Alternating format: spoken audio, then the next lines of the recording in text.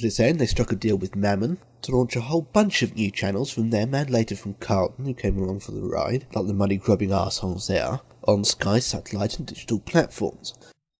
On the whole, Granada's channels were more successful than Carlton's, i.e. one of them still exists. The most notable, of course, being Granada Plus, old repeats of Coronation Street, Flying Lady with Frank Winter, the Beiderbecke Affair, and, of course, Dandelion Dead for the 87th time. We also had Granada Talk TV, Britain's first dedicated talk show network, which sounds to me a bit like being trapped in a departure lounge of an airport with 3 bickering couples for the rest of your life. G-Talk was mostly notable for inventing both Natasha Kaplinsky and Sacha Baron Cohen, and then closing after less than a year. Then there was Granada Good Life, essentially the family circle network, which eventually mutated into Granada Breeze, which was more explicitly aimed at neurotic middle-class women. Breeze, of course, flat-shared with Men and Motors, which was explicitly aimed at hateful imbeciles. ITV3 notwithstanding, Men and Motors is the one that's still around, albeit without the Granada name attached anymore. This is despite the fact that everybody hates it, including ITV, who are constantly claiming they're about to get rid of it.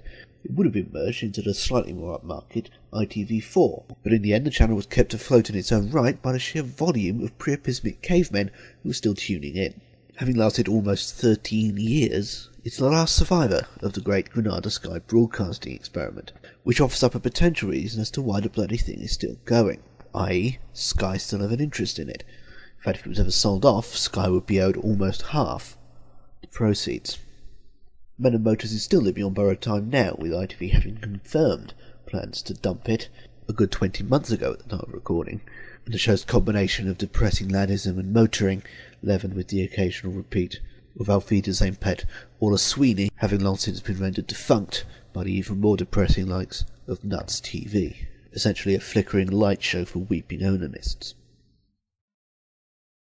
Back in the real world, Granada were determined to put a brave face on the, some might say, inevitable failure of their digital venture, which incidentally eventually grew from a set of channels into the entire on-digital platform. And if you don't know what happened there, then there's no way I'm going into it now, but let me just sum it up for you like this. Anyway, towards the end of the decade, by which time Granada owned pretty much the entirety of England and Wales, apart from London, the Midlands and the South West, which were owned by Carlton instead, Granada softened themselves up a little with a series of supplementary idents, ranging from the stately to the nakedly surreal,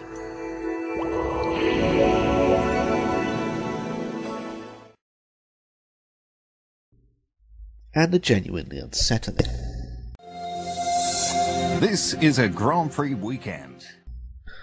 But as it turned out, these weren't to last terribly long. Because, oops. Yes, it's generic time again. This time it's for keeps. The Granada logo this time around is both more and less prominent than in the 1989 version.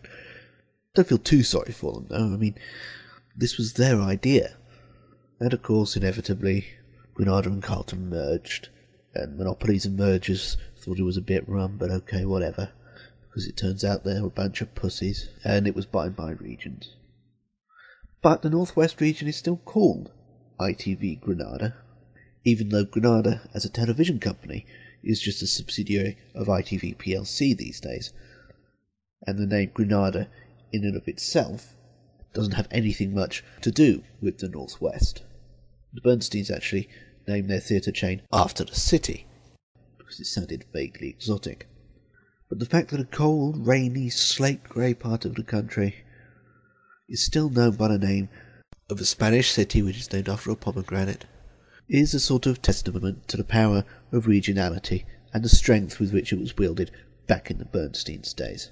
But that's ridiculously Ponzi sounding, so instead I'll leave you with some jiggling Burks trying to get you to pay more to borrow a television than you would pay to actually own one. Good whatever time of day you're watching this.